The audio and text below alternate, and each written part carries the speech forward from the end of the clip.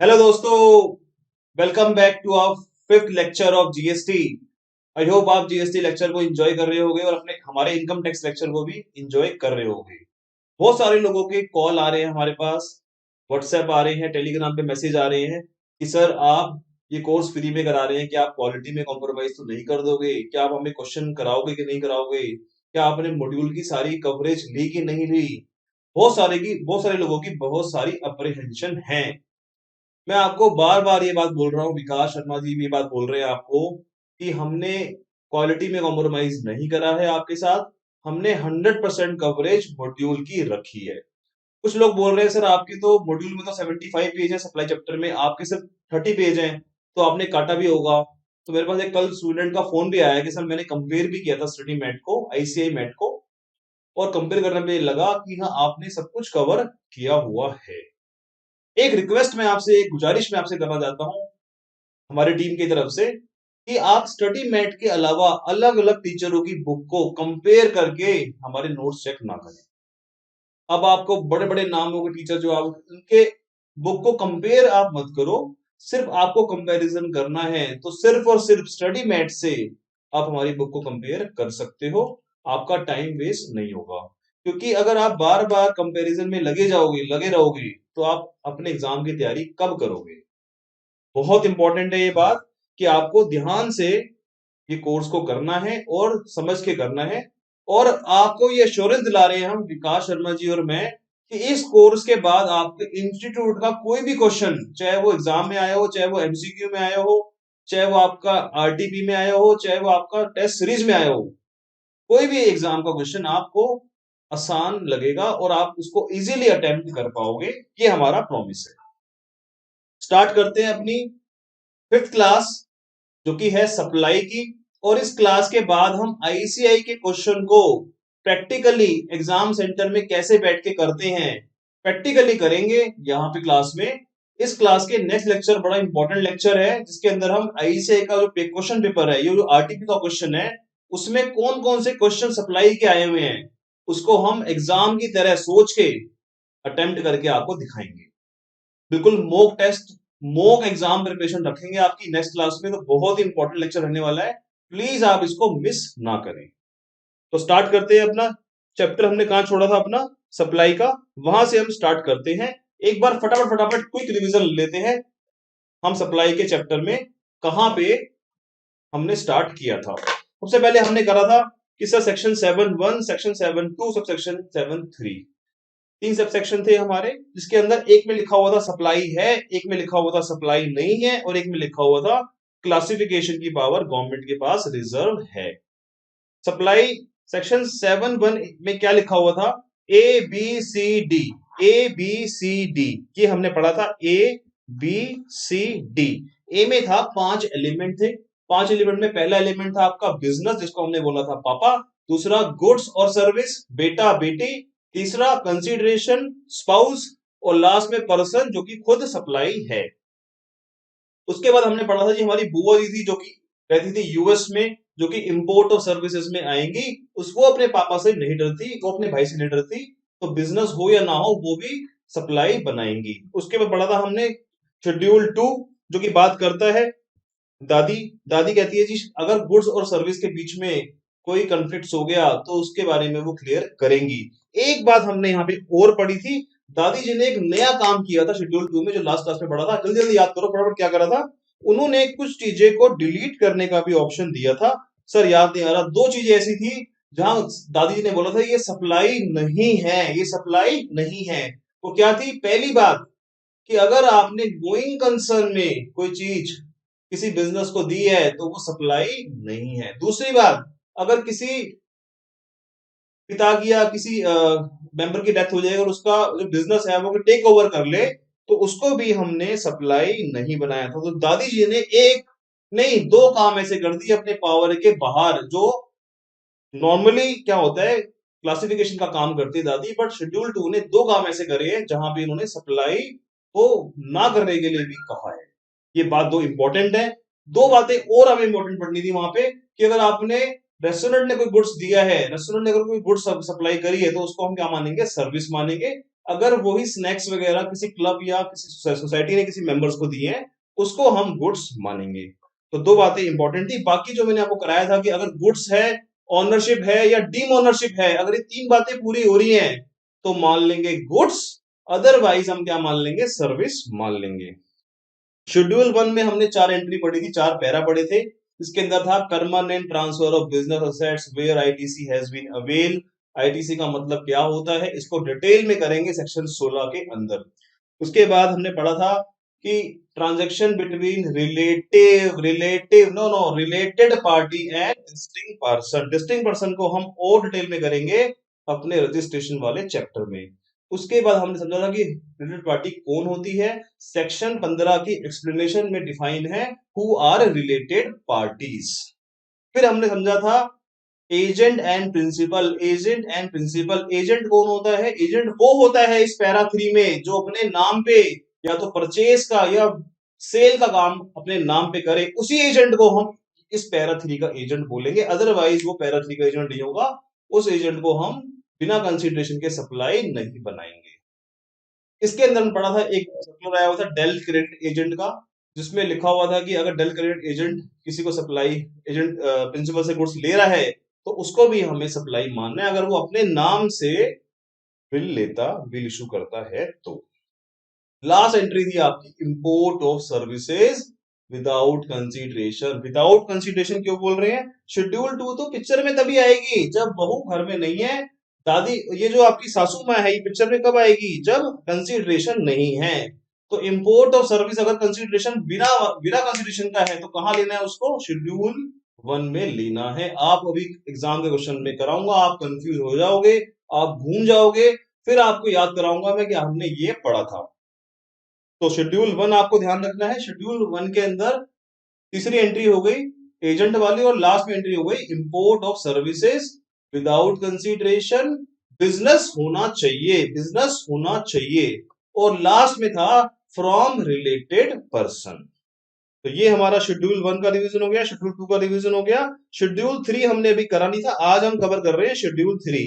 उसके बाद हमने करा था अगर दादी माँ कुछ बातों पे साइलेंट हो जाए तो उसके लिए हम सेक्शन 8 का सारा लेंगे, कंपोजिट एंड मिक्स सप्लाई। इसको भी हम आज की क्लास में कवर करेंगे। तो हमारा शेड्यूल 3 और ये सेक्शन और ये आज हम कवर कर रहे हैं इस क्लास में। तो आई होप आपको हमारे लेक्चर समझ में आ रहे होंगे और आपको क्लैरिटी हो रही होगी लॉ कैसे है। विकास सर ने और मैंने इनकम टैक्स और जीएसटी अलग अलग पढ़ाने का डिसाइड इसलिए किया क्योंकि एक्सपर्टाइज करके कोई चीज पढ़ाने का जो मजा है ना वो अलग ही होता है। अदरवाइज अगर हम चाहते बीइंग ए चार्टर्ड अकाउंटेंट तो विकास शर्मा जी भी जीएसटी पढ़ा सकते थे और मैं भी अगर चाहूं तो पढ़ के इनकम टैक्स पढ़ा सकता हूं। बट हमने जिस चीज में अपनी लाइफ में जो काम किया है, जो एक्सपर्टाइज करी है, वो चीज हम आपको दे पा रहे हैं ताकि आपकी अंडरस्टैंडिंग एग्जाम में जबरदस्त हो। तो स्टार्ट करते हैं हम आज का लेक्चर जो हम आज शुरू करने हैं। शेड्यूल 3 के बारे में आज हम डिस्कस करने वाले हैं। बहुत सारे लोग क्या करते हैं, बैठ के लेट के ट्रेवल करते हुए, घूमते हुए, सोते हुए, खाते हुए वीडियो को देखते हैं। मैं आपसे एक गुजारिश करूंगा, आप अपने कंफर्ट लेवल के हिसाब से वीडियो देख लो, उसमें कोई भी दिक्कत नहीं है क्योंकि आपका टाइम कीमती है, आपको ट्रेवल का टाइम भी आपको बचाना है। अगर आप खाना बना रहे हो तो आपको खाना बनाते हुए भी टाइम बचाना है अपना, वीडियो लगा के कोई दिक्कत नहीं है। ओके रिपोर्ट है। जब आपकी वीडियो ओवर हो जाए तो उस वीडियो के की point, I am not talking about only GST कि जीएसटी के ही बारे में काम करना है। जब मैं आपको कोई मोटिवेशन कोई बात बता रहा हूं इंपॉर्टेंट, तो आप वो हर चैप्टर के लिए अप्लाई कर सकते हैं। तो उस वीडियो के सुनने के बाद की वर्ड्स या की पॉइंट्स फटाफट फटाफट आप कहीं पे लिख लो, क्योंकि आपकी जो हमारे बॉडी में दो तरह की मेमोरी होती है, एक होती है जैसे हार्ड डिस्क और एक रैम। रैम के अंदर कोई चीज थोड़ी टाइम के अंदर रहती है, उसके बाद वो गायब हो जाती है। तो अभी आपने लेक्चर सुना है बिल्कुल फ्रेश फ्रेश, घर जाके या अगर आप बैठे स्पेशली तो आप कीवर्ड को नोट कर ले और बाद में उसको नोट्स में इनकॉर्पोरेट कर ले, ताकि आपको लेक्चर का जो आपने टाइम इन्वेस्ट करा है, चाहे वो खाना बनाते हुए, चाहे आपने नहाते हुए, चाहे आपने कुछ भी काम करते हुए वो रिकॉर्डिंग सुनी है, उसके कीवर्ड्स लिखने के बाद आपको लेक्चर हमेशा याद रहेगा। तो शेड्यूल 3 की बात कर रहे हैं आज हम। शेड्यूल 3 में क्या लिखा हुआ है इसको हम समझते हैं। शेड्यूल 3 जो है हमारी इसको हम नेगेटिव लिस्ट भी बोलते हैं। अगर एग्जाम में क्वेश्चन आ गया what are the negative list under GST या what are the list for not supply, तो शेड्यूल 3 ही आप उसका आंसर करेंगे। सेक्शन 7 सब सेक्शन 2 है। क्लॉज ए आपको याद नहीं करना, बस सब सेक्शन 2 याद कर लो काफी है। तो पढ़ते हैं इसमें क्या लिखा हुआ है। Activity, activity transaction specified in schedule 3, इसका हमने नाम भी दिया था बहुत अच्छा, आपको याद होगा मैंने क्या नाम दिया था, जमाई। जमाई राजा, जमाई राजा से हम टैक्स नहीं लेंगे क्योंकि भाई साहब आप सबसे घर के इज्जतदार आदमी हो, आपको हम टैक्स नहीं लगाएंगे। तो शेड्यूल 3 में क्या लिखा हुआ है, नेगेटिव लिस्ट लिखी हुई है, और ये ना तो सप्लाई ऑफ गुड्स मानी जाएगी ना ये सप्लाई ऑफ सर्विस मानी जाएगी। इस बारे में बहुत सारे क्वेश्चन इंस्टीट्यूट ने एमसीक्यू पे पूछे हैं, एमसीक्यू में घुमा घुमा के ट्विस्ट करके पूछे हैं। कंसेप्ट क्लैरिटी में आपको दूंगा, फिर आप सारे क्वेश्चन ऐसे निकाल देंगे। पहला है services by employee to employer, services by employer employee to employee. जो चीज वर्ड में हाईलाइट कर रहा हूं ना, उस वर्ड को आप हाईलाइट जरूर करो। Services by employee to employee, point to be noted, point to be noted my lord. यहां पे कुछ लोग ऐसा बोल देते हैं कि sir employee employer relationship GST के दायरे से बाहर है। मैंने क्या बोला, एम्प्लॉय एंड एम्प्लॉयर रिलेशनशिप बाहर नहीं है, services by employee to employer बाहर है। अगर कोई सर्विसेज एम्प्लॉयर ने दी है, एम्प्लॉयर टू एम्प्लॉय ने दी है, तो सर क्या वो जीएसटी के दायरे में आएगी? यस, वो जीएसटी के दायरे में आएगी और सप्लाई बनेगी, वो सप्लाई बनेगी। ध्यान रखना ये बात को, बच्चों की अंडरस्टैंडिंग बहुत बातों में साथ ऊपर ऊपर से होती है बस, कि सर एम्प्लॉय एम्प्लॉयर पढ़ा था हमने शेड्यूल 3 में, वो तो बाहर है। शेड्यूल 3 में एम्प्लॉय ने एम्प्लॉयर को सर्विस दी है, उसको बाहर रखा गया। ऐसा क्यों रखा गया सर? अगर सैलरी पे जीएसटी लग जाए, हिंदुस्तान में सैलरी पे जीएसटी लग जाए, तो आपके इनकम टैक्स में चैप्टर पढ़ते हो income from salary, income from salary पे इनकम टैक्स भी लग रहा है और जीएसटी भी लग रहा है। सर हम दो बार पढ़ेंगे इस जीएसटी को भी पढ़ेंगे, यहाँ पर सैलरी को, यहाँ भी जीएसटी भी पढ़ेंगे और वहां भी पढ़ेंगे इनकम टैक्स पे भी। तो ये बात गवर्नमेंट ने कहा कि सैलरी पे हम ऑलरेडी इनकम टैक्स ले रहे हैं और इतनी पढ़ाई ऑलरेडी करवा रहे हैं इनकम टैक्स में, दोबारा इसको हम जीएसटी में कवर नहीं करेंगे। तो सैलरी वर्ड को, सैलरी वर्ड पे या वेजेस, डीए, जो भी आपने पढ़ा है, एचआरए जो भी पढ़ा है आपने, जो भी आपका सीटीसी का पार्ट है, सर एक एक वर्ड पे ध्यान देना मेरी बात को, मैं जो एक एक वर्ड बोल रहा हूं ना आपको, ये सारे वर्ड बड़े काम के हैं। अगर आपका सीटीसी का पार्ट है, सर ये सीटीसी क्या होता है, ये हमें आता नहीं, पता नहीं क्या सीटीसी मतलब, कॉस्ट टू कंपनी। जो आपको लेटर मिलता है, ऑफर लेटर, उसके अंदर जो भी आपके सैलरी का पार्ट होता है, उसको अगर वो सीटीसी का पार्ट है तो उसको हम जीएसटी में कवर नहीं करेंगे, वो इनकम टैक्स में जीएसटी, इनकम टैक्स में टैक्सेबल होगा। एक बात तो ये हो गई। दूसरी बात, in the course of employment, अगर एम्प्लॉयमेंट के लिंक में कोई बात है ना, तो उसको हम जीएसटी में टच नहीं करेंगे। समझते हैं एक बार इसको और समझते हैं डिटेल में। मैं आपको थोड़ा और इसके एग्जांपल देता हूं। जैसे मान लो एक एम्प्लॉयर है, एक एम्प्लॉयर ने, यहां पे लिखो आप लेक्चर नंबर 5 सप्लाई पार्ट 3। मैं आपको एग्जांपल दे रहा हूं शेड्यूल 3 का। Schedule 3 is very important. मैं कह रहा हूं जी, employer services by employee to employer. पहले बात तो ये समझते हैं कि सर एम्प्लॉय कौन होता है। एम्प्लॉय वो होता है जो 10 से लेके 6 बजे तक की शिफ्ट करता है, जो 8 घंटे की शिफ्ट करता है, जो पार्ट टाइम काम करता है। क्या वो एम्प्लॉय होता है? यस, वो एम्प्लॉय हो सकता है डिपेंडिंग ऑन द एग्रीमेंट। अगर एग्रीमेंट में लिखा हुआ है ही मेरा एम्प्लॉय है, तो यस वो आपका एम्प्लॉय है। एग्जामिनर आपको तरह तरह से घुमाएगा, वो कहेगा जी पार्ट टाइम काम करता है, बताओ सैलरी मिल रही है, जीएसटी में आएगा कि नहीं आएगा। अगर वो सैलरी ले रहा है तो जीएसटी के दायरे से बाहर है। अगर वो प्रोफेशनल रिसिप्ट ले रहा है, अगर वो अपनी अकाउंटिंग फीस ले रहा है, तो जीएसटी के दायरे में आएगा। तो पहली बात, पार्ट टाइम अकाउंटिंग भी, पार्ट टाइम जॉब भी सैलरी में आ सकती है, डिपेंडिंग ऑन द आपका एग्रीमेंट क्या है, उसके डिपेंड करता है। आपको एग्जामिनर बताएगा कि ये सैलरी का पार्ट है कि नहीं है, या आप एक नोट दे के आओगे कि सर ये सैलरी मान के मैं इसको बाहर कर रहा हूं। दूसरी बात है डायरेक्टर। डायरेक्टर पे गवर्नमेंट ने एक सर्कुलर भी निकाला है, और उसमें लिखा हुआ है कि डायरेक्टर जो होता है वो हमारा एम्प्लॉय हो सकता है। क्यों हो सकता है, कब हो सकता है? डायरेक्टर आपके दो तरह के होते हैं। एक होता है full time director. Full time director जो होते हैं आपके, वो क्या होते हैं, वो आपके इनको बोलते हैं, और इनका नाम है एग्जीक्यूटिव डायरेक्टर। अगर आपने कंपनी लॉ पढ़ा है तो कंपनी लॉ में आप पढ़ेंगे ये सब चीजें, मैं आपको कंपनी लॉ नहीं पढ़ा रहा हूं। फुल टाइम डायरेक्टर, ये एग्जीक्यूटिव डायरेक्टर क्या करता है, सुबह से शाम जाके ऑफिस में काम करता है। वो ये नहीं कि कभी गया कभी नहीं गया, मन किया तो गया, नहीं गया, सर्टिफिकेट फीस ले लेता। वो क्या लेता है, आपसे सैलरी लेता है, उसको बोलते हैं रेम्यूनरेशन। रेम्यूनरेशन लेता है आपसे। अगर उसका टीडीएस कट रहा है, अगर उसका टीडीएस कट रहा है, तो हम मान लेंगे कि वो आपका क्या है, डायरेक्टर, आपका सैलरी पर्सन है। तो ध्यान रखना है आपको, अगर उसका टीडीएस चल रहा है under the head salary,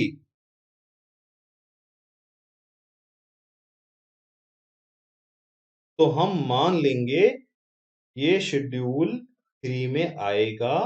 schedule 3 में आएगा, तो इसकी सर्विसेज पे हम सप्लाई नहीं मानेंगे और जीएसटी नहीं लगेगा। ये आप लिख लो, एग्जाम में 100% ये क्वेश्चन आएगा।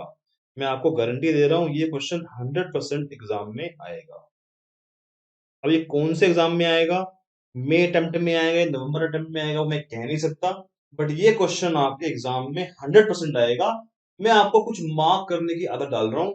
कुछ जगह पे आप बोलोगे सर ये इंपॉर्टेंट है, ये इंपॉर्टेंट नहीं है, वो तो मैं नहीं करा रहा कि क्या इंपॉर्टेंट है क्या इंपॉर्टेंट नहीं है।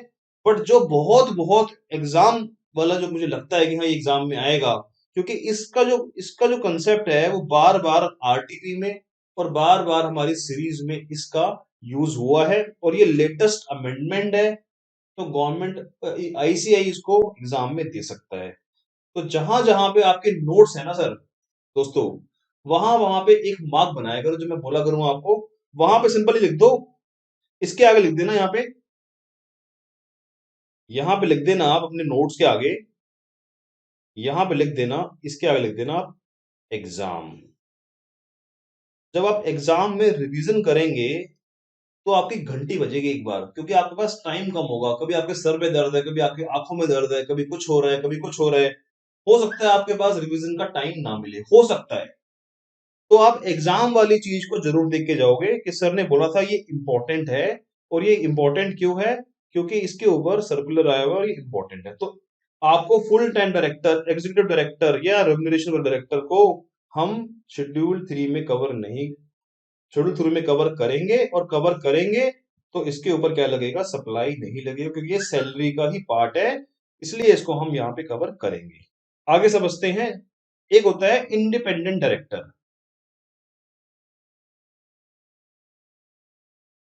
या हम बोलते हैं नॉन एग्जीक्यूटिव डायरेक्टर। ये सारे वर्ड आप कंपनी लॉ में पढ़ोगे, मैं तो आपको बस समझा रहा हूं थोड़ा सा। नॉन एग्जीक्यूटिव डायरेक्टर, या हम इसको बोलते हैं पार्ट टाइम डायरेक्टर,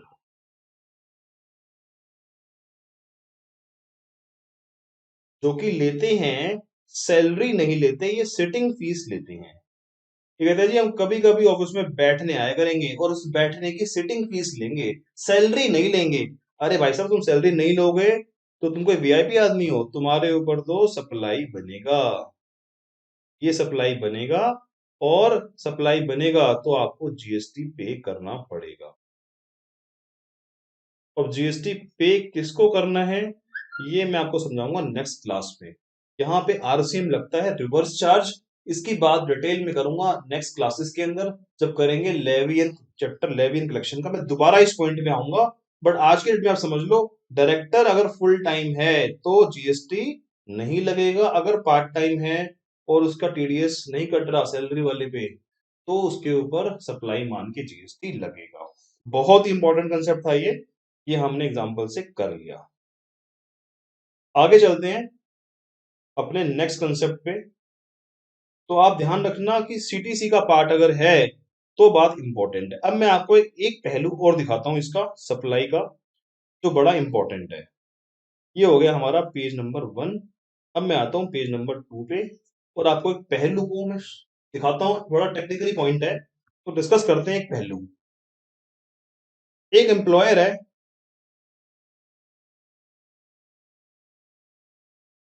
एम्प्लॉयर ने अपने कुछ एम्प्लॉय को कैब फैसिलिटी दी, कैब सर्विस,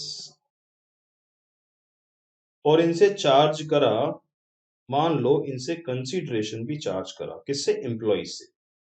इन्होंने बोला जी आपको हम हर महीने आपसे हम आपके सैलरी में से 1,000 रुपए काट लेंगे। कंसीडरेशन हो गया, कंसीडरेशन काइंड, कंसीडरेशन मनी। तो गवर्नमेंट ने कहा कि इस तरह की सर्विस को हम सप्लाई मान लेंगे क्योंकि ये सर्विस एम्प्लॉय टू एम्प्लॉयर नहीं है, ये सर्विस क्या है, एम्प्लॉयर टू एम्प्लॉय है। तो ये शेड्यूल 3 के दायरे से बाहर है, शेड्यूल 3 के दायरे से बाहर है और इसको हम सप्लाई मान लेंगे।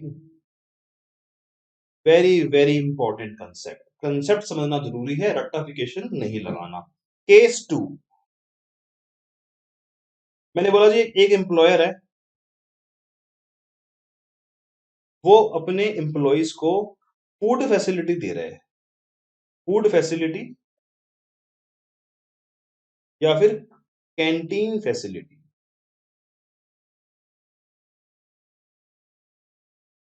और ये फैसिलिटी ऑल एम्प्लॉइज को दी जा रही है, सारे एम्प्लॉइज को, कोई मतभेद नहीं है कि इसको देनी है इसको नहीं देनी, इसको देनी है इसको नहीं देनी। और ये जो फैसिलिटी दी जा रही है ये सीटीसी का पार्ट है।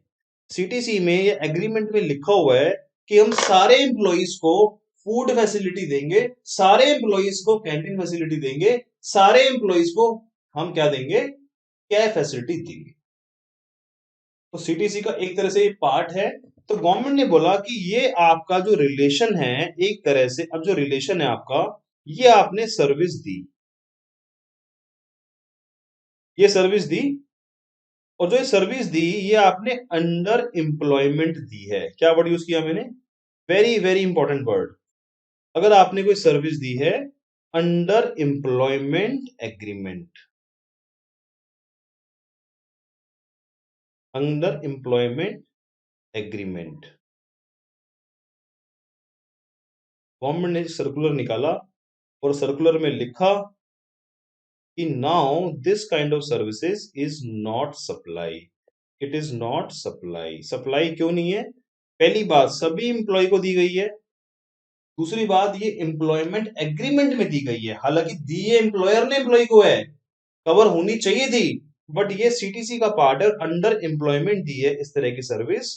तो गवर्नमेंट ने सर्कुलर निकाल के इसको सप्लाई से बाहर कर दिया। ये भी impound, very very important for the examination, very very important. अगर आपके एग्जाम में क्वेश्चन आएगा तो डायरेक्टर में से आ सकता है या फिर इस पॉइंट पे आ सकता है जहां पे कॉमन फैसिलिटी दी जाती हैं एम्प्लॉय और एम्प्लॉयर के बीच में। मैं आपको इसका एक सर्कुलर पढ़ाता हूं जो कि हमारे बड़ा ही इंपॉर्टेंट है और जो हमारे कोर्स का पार्ट है, जो मैंने स्टार्टिंग स्टार्टिंग में आपको दिया हुआ था।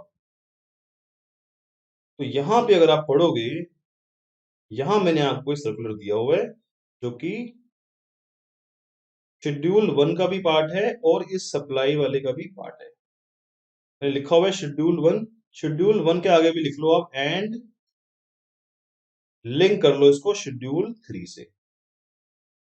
दोनों यहाँ पे लिंक हो रहे हैं क्योंकि शेड्यूल 1 में एम्प्लॉय और एम्प्लॉय आपस में क्या है, रिलेटेड हैं। शेड्यूल 3 ने बोला रिलेटेड हैं तो भी इनको हम बाहर कर रहे हैं। अच्छा, मैंने बताया था बाहर किसको किया जाता है, जो अंदर हो। अब मान लो मेरे क्लास में कोई बच्चा यहाँ बैठा ही नहीं है, बाहर खड़ा हुआ है, मैं कह रहा हूँ गेट आउट, बाहर जाओ यहाँ से, तो क्या सर पागल हो गए, दिमाग खराब है आपका, मैं तो पहले ही बाहर खड़ा हूँ।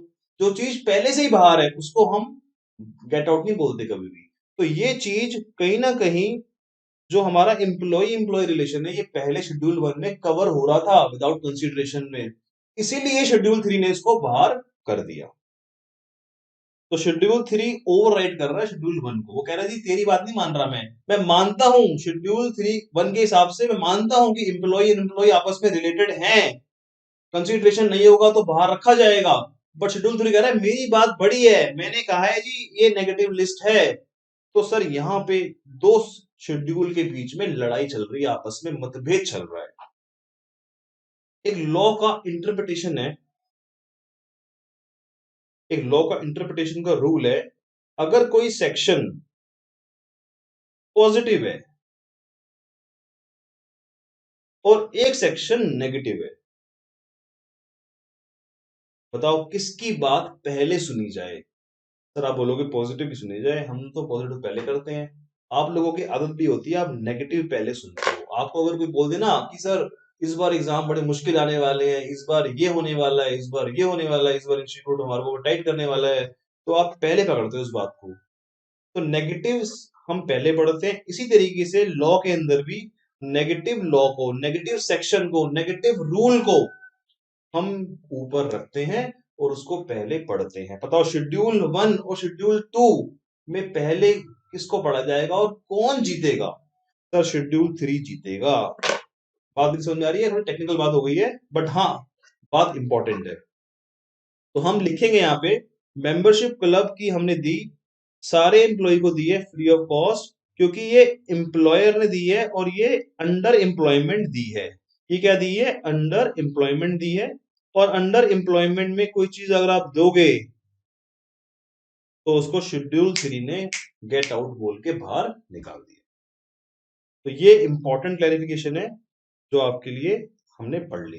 वापस आते हैं अपने शेड्यूल 1 पे, वापस आते हैं। काफी हम गहराई में घुस गए हम, और आपके लिए इंपॉर्टेंट भी था गहराई में घुसना, क्योंकि आपको अपने एग्जाम में अच्छे मार्क्स लेके आने हैं। तो स्टार्ट करते हैं जी वापस। शेड्यूल 1 का पैरा नंबर 1 हमारा कंप्लीट हुआ।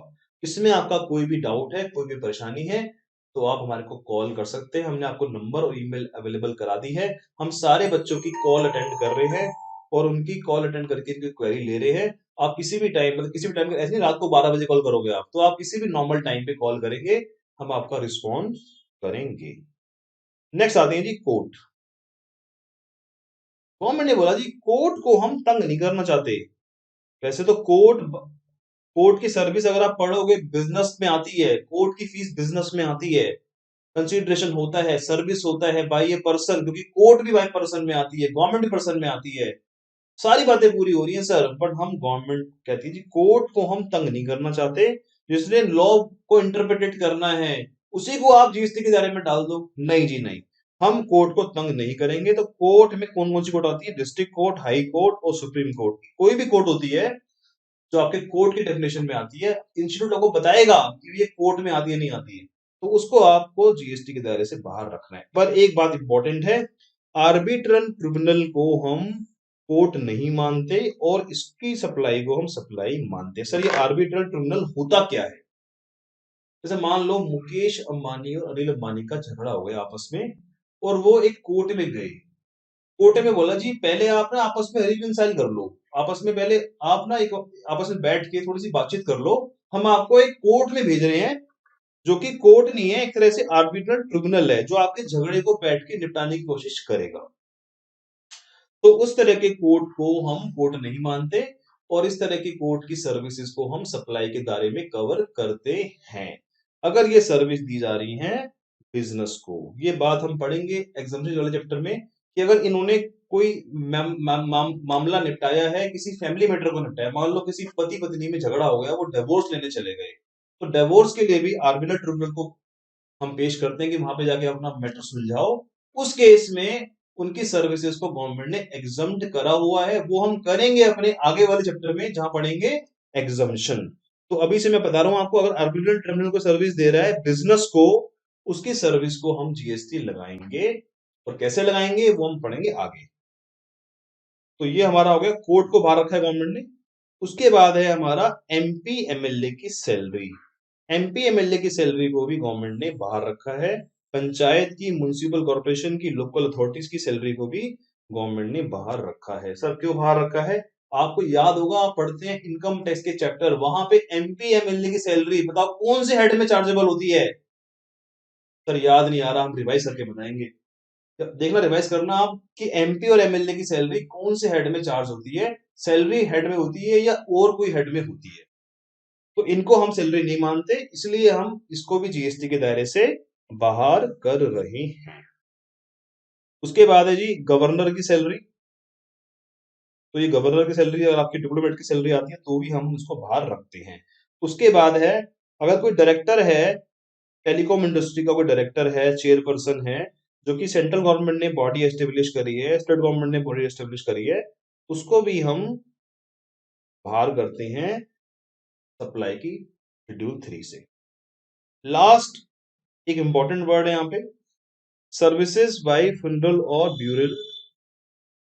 तो अगर किसी बंदे की डेथ हो जाए और डेथ के बाद उसको ट्रांसपोर्ट के लिए एम्बुलेंस पे लेके जाया जाए या उसकी बॉडी जलाई जाए, शमशान घाट की जो सर्विस होती है, तो उस पे जीएसटी नहीं आएगा। आप बताओ, एक बंदा बेचारा मर गया है, उसको आप शमशान घाट में लेके जा रहे हो, वहां पे आप पर्ची कटवा रहे हो लकड़ी लेने के लिए, कह रहे जीएसटी पे करो। अरे भाई, बंदा मर गया है हमारा और तू कह रहे जीएसटी पे कर।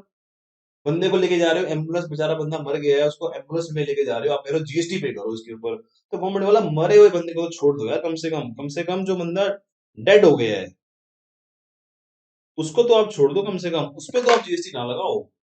तो गवर्नमेंट ने उसको बाहर कर दिया है।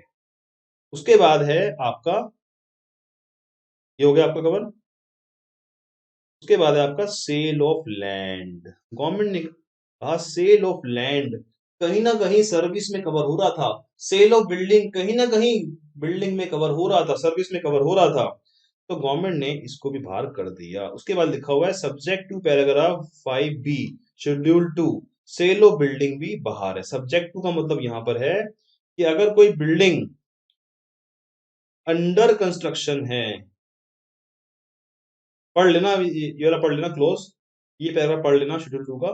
वहां लिखा हुआ है अगर बिल्डिंग अंडर कंस्ट्रक्शन है तो सप्लाई है, पोस्ट कंस्ट्रक्शन है तो सप्लाई नहीं। बिल्डिंग अगर बन के तैयार हो गई है और उसका सर्टिफिकेट मिल गया आर्किटेक्ट का, या आपने कोई भी एक बंदे ने पोजीशन ले ली है विच एवर इज अर्लियर, तो हम बिल्डिंग कंप्लीट मानते हैं। और इस पे भी एग्जामिनर ने क्वेश्चन पूछा है, मैं आपको कराऊंगा। तो हम बिल्डिंग कंप्लीट मानते हैं, तो इस केस में हम क्या करते हैं, बिल्डिंग कंप्लीट हो गई तो हम जीएसटी नहीं लगाएंगे। शेड्यूल 3 ने बोला कि बिल्डिंग कंप्लीट होने के बाद हम इसको बाहर करते हैं जीएसटी के दायरे से। तो ये आप पढ़ लेना, सिंपल है। उसके बाद है आपका एक्शनेबल क्लेम। सर ये एक्शनेबल क्लेम क्या होता है? ये हमें याद आ रहा है, हमने पढ़ा था कहीं पे, याद आ रहा है, हमने पढ़ी थी एक डेफिनेशन गुड्स की, वहां पढ़ा था हमने एक्शनेबल क्लेम भी गुड्स में आते हैं। लॉटरी टिकट भी गुड्स में एक्शनेबल क्लेम होती है। तो गवर्नमेंट ने बोला लॉटरी के अलावा जितने भी बैटिंग गैम्बलिंग के अलावा जितना भी एक्शनेबल क्लेम है, जैसे कि प्रोमिसरी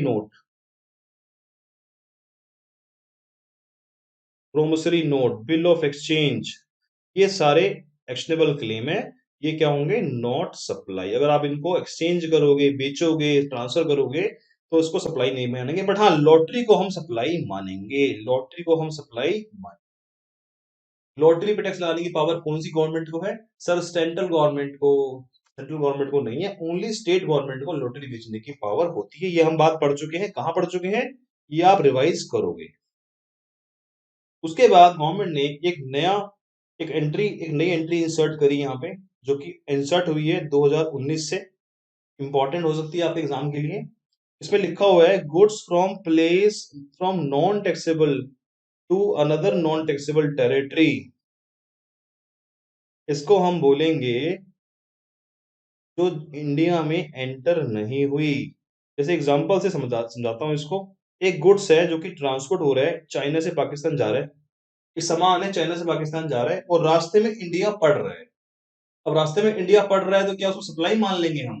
गवर्नमेंट ने बोला कि वो सिर्फ पासेज होके जा रहा है, पैसेज होके जा रहा है, वो एक्चुअली में इंडिया में नहीं आ रहा, वो इंडिया से गुजर के चाइना से पाकिस्तान जा रहा है। तो गवर्नमेंट ने बोला इस तरह की ट्रांजेक्शन को हम सप्लाई नहीं मानेंगे, क्योंकि वो इंडिया में सेल नहीं किया जा रहा, बेचा नहीं जा रहा, तो उसके ऊपर सप्लाई नहीं मानना।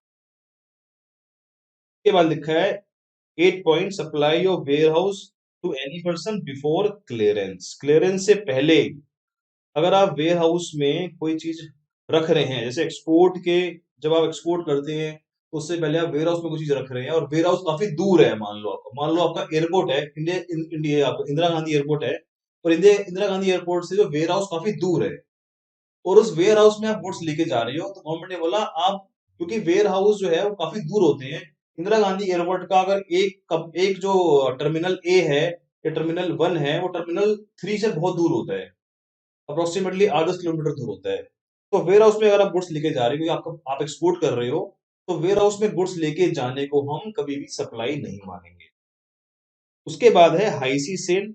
इसका डिस्कशन मैं करूंगा जब मैं डिस्कस करूंगा इंडिया की डेफिनेशन, तो आप नोट कर लो। We will discuss it when I discuss India को डिफाइन करूंगा मैं कि इंडिया क्या होता है। प्रोबेबली नेक्स्ट क्लास में मैं डिस्कस करूंगा कि इंडिया क्या होता है, और इंडिया के बारे में हम पढ़ेंगे तो हम इस बात को डिस्कस करेंगे उस टाइम पर, आपको याद दिलाऊंगा, तब आपको हम पढ़ाएंगे कि ये क्या होता है। तो ये हमारा शेड्यूल 3 हो गया। रट्टाफिकेशन आपको कोई भी नहीं करनी है। इसमें सबसे इंपॉर्टेंट बात जो थी हमने पढ़ने वाली, जो इंपॉर्टेंट थी, जहां से एग्जामिनर क्वेश्चन पूछता है, वो आपका ये वाला पॉइंट मुझे लगा जो आपके एग्जाम में 100% आने की उम्मीद है, ये वाला। This is most important. बाकी सारे पहलू इंपॉर्टेंट है, बट इस पहलू को छोड़ के मत जाना, इग्नोर मत करना, इसमें से एग्जाम में क्वेश्चन पूछा जाएगा। मतलब चांसेस हैं कि नवंबर और मई टाइम में इन दोनों में से एक जगह पे क्वेश्चन यहां से एग्जाम में आएगा। तो ये हमारा शेड्यूल 3 हो गया। अब हम आगे चलते हैं अपने आगे वाले टॉपिक पे। Section 7 sub section 2 clause B, जो बात करता है activity not supply notify by the government. Government ने एक अपने पास एक पावर रिजर्व रखी कि अगर हमें लगता है कि किसी आइटम को हमें गुड्स भी नहीं मानना और सर्विस भी नहीं मानना, तो हम जीएसटी नहीं लगाएंगे और हम नोटिफिकेशन से लिख के देंगे कि वो बातें शेड्यूल 3 में कवर नहीं थी, हम अलग से बता रहे हैं नोटिफिकेशन निकाल के कि इसको सप्लाई नहीं मानना। तो यहाँ पे गवर्नमेंट ने एक नोटिफिकेशन निकाली है जहां पे लिखा हुआ है कि पंचायत को सर्विस दी है, पंचायत की और म्युनिसिपैलिटी की सर्विस, जो कि हमारे आर्टिकल 243 जी में आते हैं, उसकी कोई सर्विस होगी उसको हम जीएसटी के दायरे में नहीं लेंगे, उसको ना तो हम गुड्स मानेंगे ना सर्विस मानेंगे। अगर आपके एग्जाम में क्वेश्चन आता है जी पंचायत म्युनिसिपैलिटी वाली सर्विस, तो आप लिख देना वहां पे हम सप्लाई नहीं मानेंगे, ये नोटिफिकेशन में आया हुआ है। बस दैट्स इट। ये शेड्यूल 3 में नहीं है, ये नोटिफिकेशन से द्वारा बाहर किया गया है। ये है अगली इंपॉर्टेंट नोटिफिकेशन। इंपॉर्टेंट, इंपॉर्टेंट का मतलब एग्जाम नहीं लिखा मैंने, एग्जाम मतलब एग्जाम, इंपॉर्टेंट है मतलब इसको आपको पढ़ के जाना है।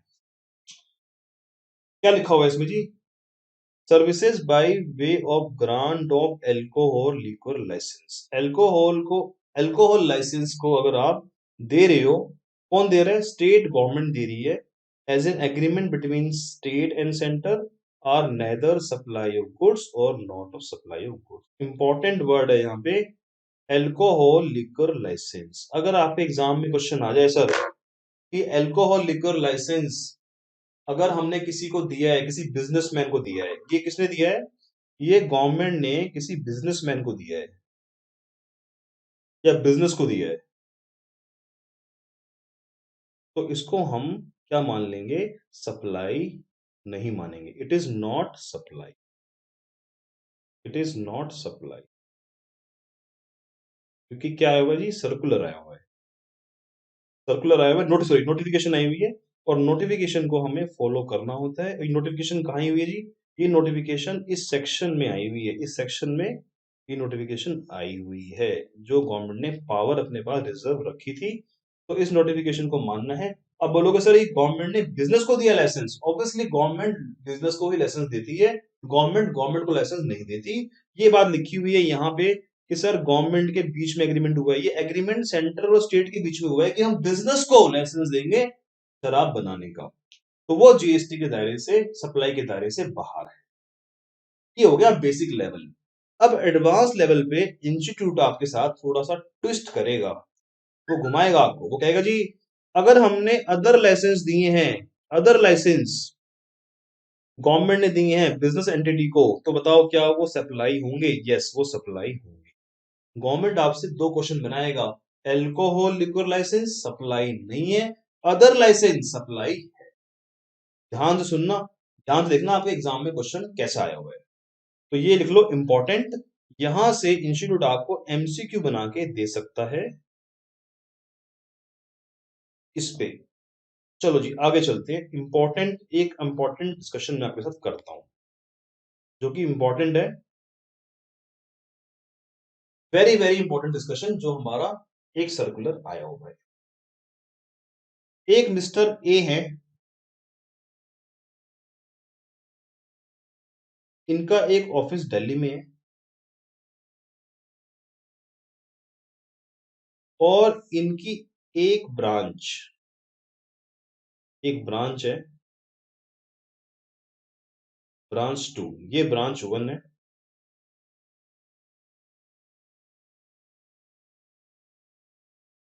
और ये ब्रांच 2 है, ये इनकी हरियाणा।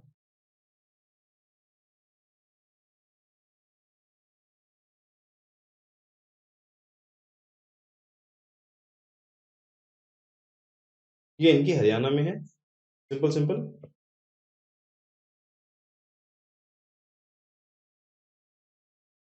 इंटरेस्टिंग बात है, थोड़ी समझना बात को थोड़ी सी।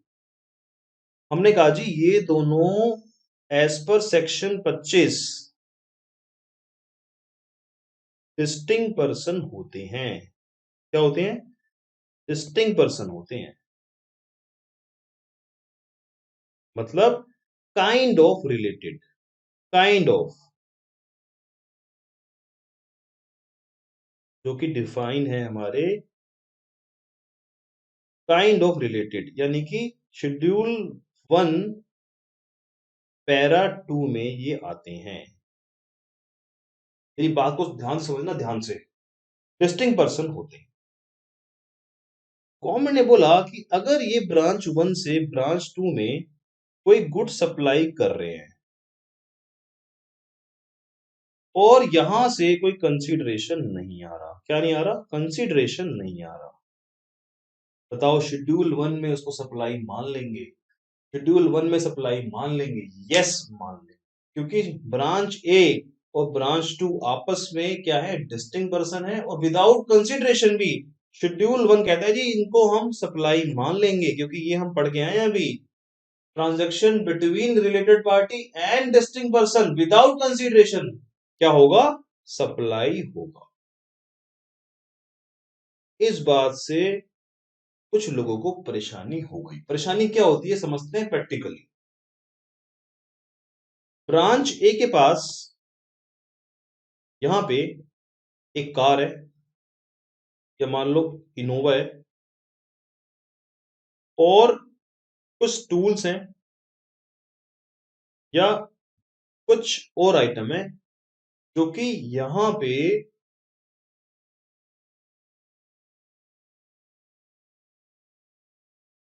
कुछ आइटम है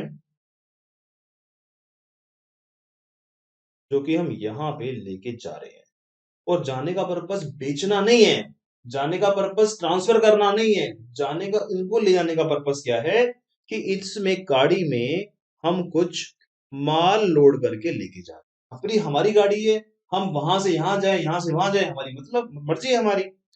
अगर आप लिटरल सेंस में, अगर आप लिटरल सेंस में पढ़ोगे, लिटरल सेंस में, तो ये सप्लाई बन जाएगा। हमने कहा जी any transaction between distinct person without consideration is supply. वो कह रहे जी हमने गाड़ी चला के लेके गए हैं, हमने यहाँ पे ब्रांच 2 में हम टूल लेके गए हैं यूज करने के लिए ब्रांच 2 में, आपने इसको बिना मतलब के सप्लाई बना दिया। गवर्नमेंट ने कहा यस, आप लोगों को ज्यादा लिटरल सेंस में लेने लग रहे हो, हम इस पे एक सर्कुलर निकालते हैं। हम कहते हैं जी अब पढ़ते हैं सर्कुलर को। सर ये तो बड़ी नाइंसाफी हो जाएगी, कोई गाड़ी को टूल को लेके जाना किसी और ब्रांच में, तो ये तो बड़ा भयंकर काम हो जाएगा। इसके लिए गवर्नमेंट ने एक सर्कुलर इशू करा और बताया लॉ को लॉ समझना है, क्लैरिफिकेशन दी और बताया कि ये आप गलत इंटरप्रिटेशन ले रहे हो, इसको सप्लाई नहीं मानेंगे। Inter state movement of various modes of conveyance between distinct person between two branches, लिख लो यहां पे, बिटवीन टू ब्रांचेस।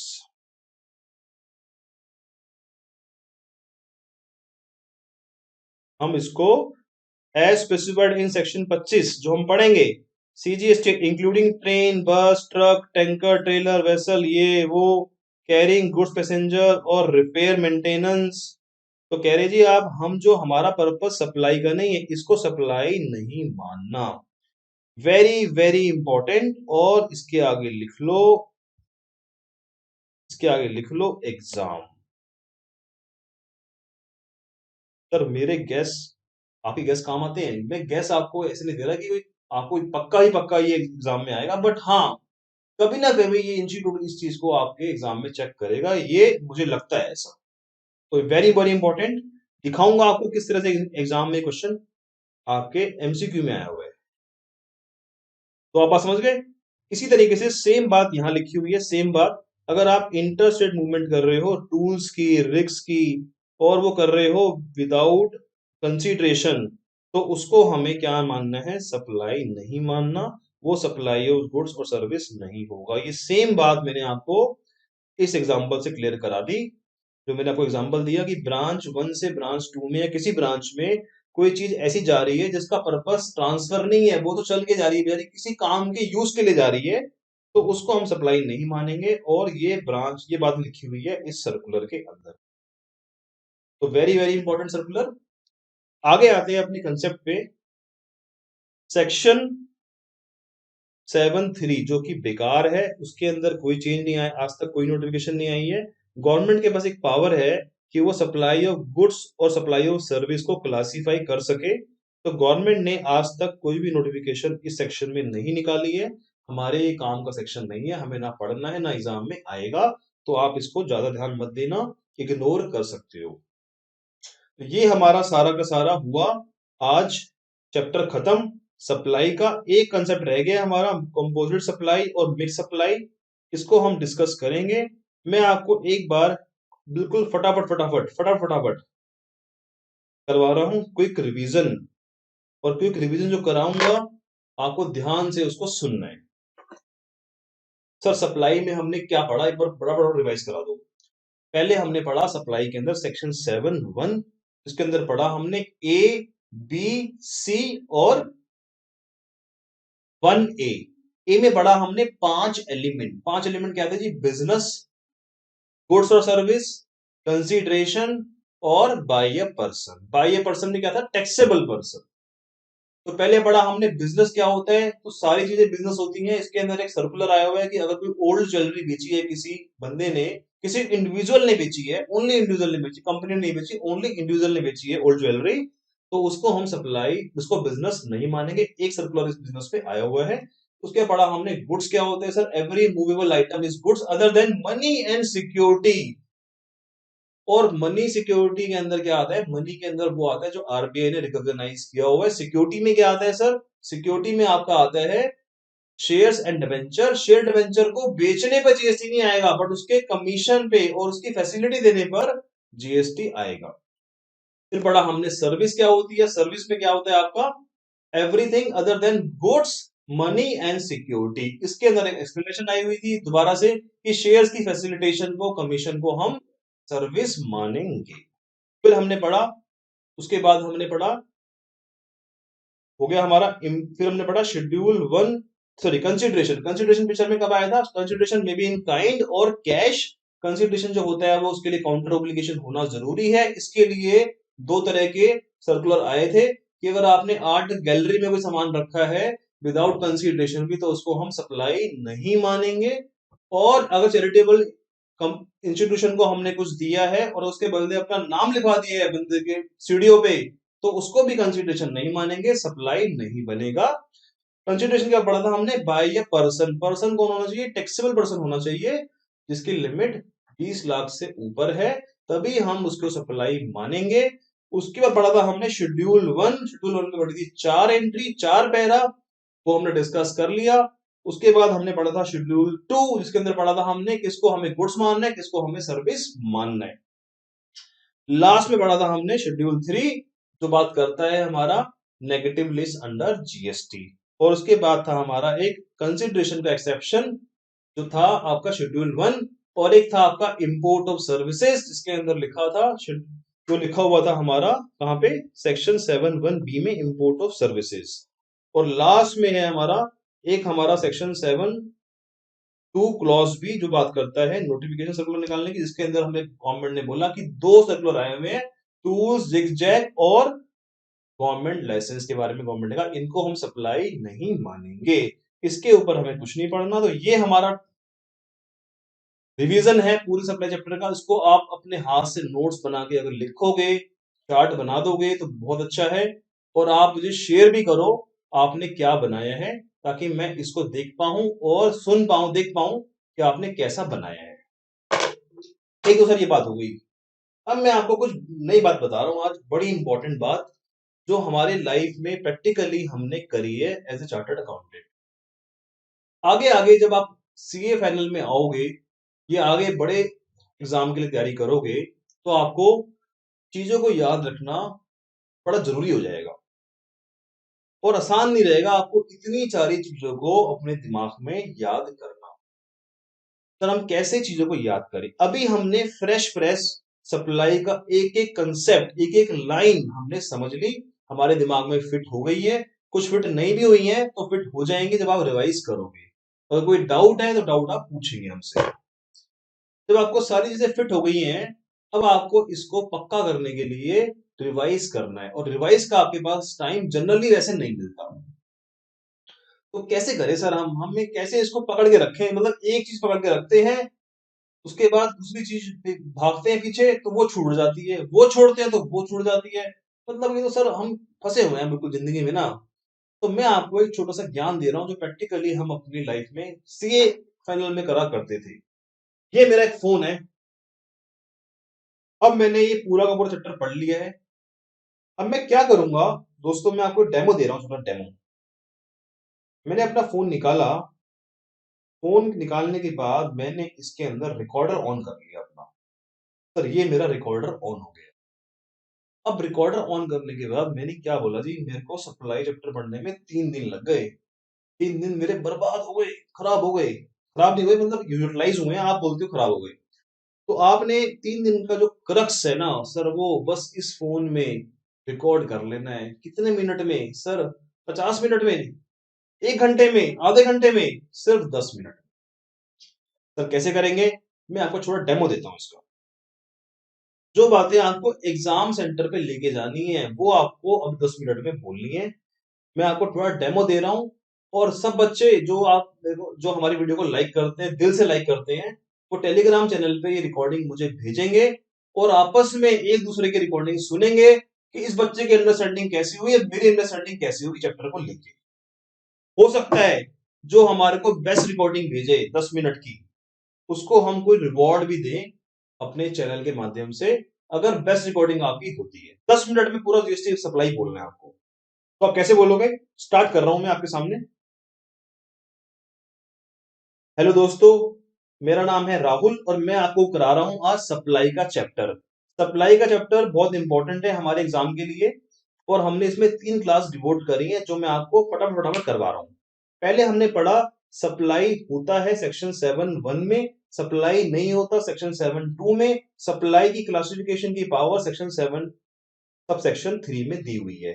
7(1) के 4 पार्ट है, 7(1)A, B, C और 1A। 7(1) में होता है कि आपके 5 एलिमेंट पूरे होने चाहिए अगर आपको सप्लाई बनाना है तो। पहला होता है आपका बिजनेस। बिजनेस के अंदर सर ने हमारे बातें बताई थी बहुत सारी कि बिजनेस होता है any trade commerce manufacturing whether or not for single or multiple transaction और रेगुलर हो या ना हो। उसके बाद सबने बताया था हमारे को कि याद नहीं आ रहा हो, अब आपको याद भी नहीं आएगा, कई बार आप भूल जाओगे, तो आप नोट्स बना के अपने सामने रख के फिर आपको ऐसे रिकॉर्डिंग करनी है। मैंने आपको छोटा डेमो दिया है, ये छोटा डेमो दिया है मैंने आपको। ये रिकॉर्डिंग आप 10 मिनट की बना बना के अपनी फाइल में रखते जाओ। जिनके अटेम्प्ट मई के हैं, नवंबर के हैं या आगे की हैं, वो रिकॉर्डिंग आपकी बड़ी काम आएगी। अपने बात मुंह से बोली हुई, अपनी बात जिस्ट बोला हुआ हमेशा इंसान को याद रहता है। तो ये हमारा चैप्टर कंप्लीट हो गया। अब हम करेंगे नेक्स्ट कंसेप्ट सेक्शन 8। तो let's start another concept of supply, that is composite and mixed supply. Composite and mixed supply.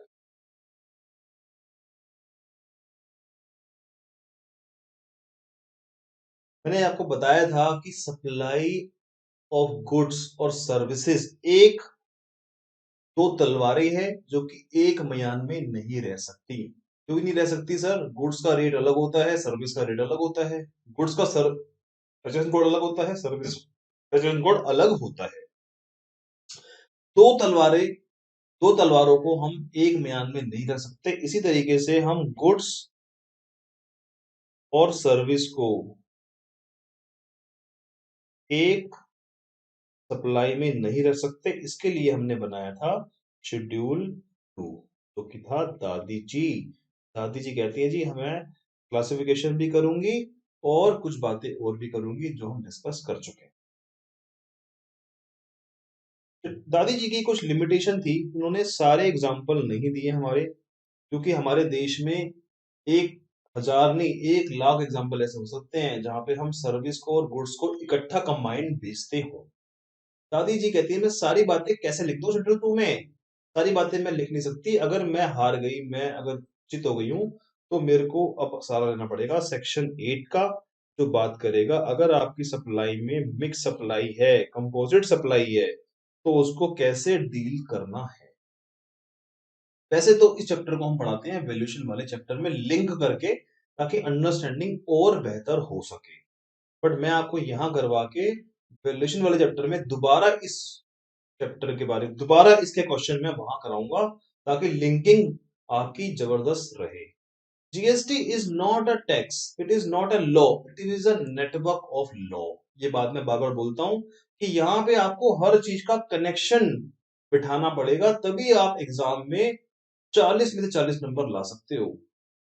Connection बिठाना जरूरी है, हर चैप्टर का कहीं ना कहीं आपस में कनेक्शन है, वो बिठा के आपके नंबर आएंगे 40 में 40। तो वो बिठा नहीं पाते, इसलिए मैं बोलता हूं कि आप 35 भी ले आओ तो भी आपके लिए काफी है।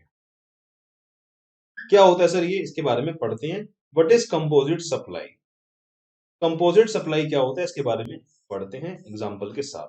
Composite supply means a supply made by taxable person, made by taxable person. Sir ये पढ़ा हुआ है, हमें याद नहीं आ रहा। टैक्सेबल पर्सन कौन होता है? जो रजिस्टर्ड है या लाइबल टू बी रजिस्टर्ड है, या मैं से बोलूं जिसकी टर्नओवर की लिमिट 20 लाख से क्रॉस हो गई, वो हमेशा टैक्सेबल पर्सन होगा।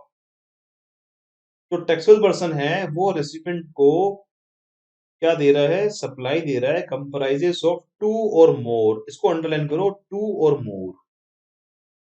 अगर दो या दो से ज्यादा सप्लाई है, वो भी कौन सी? Taxable supply, taxable supply. यहां पे देखो इंपॉर्टेंट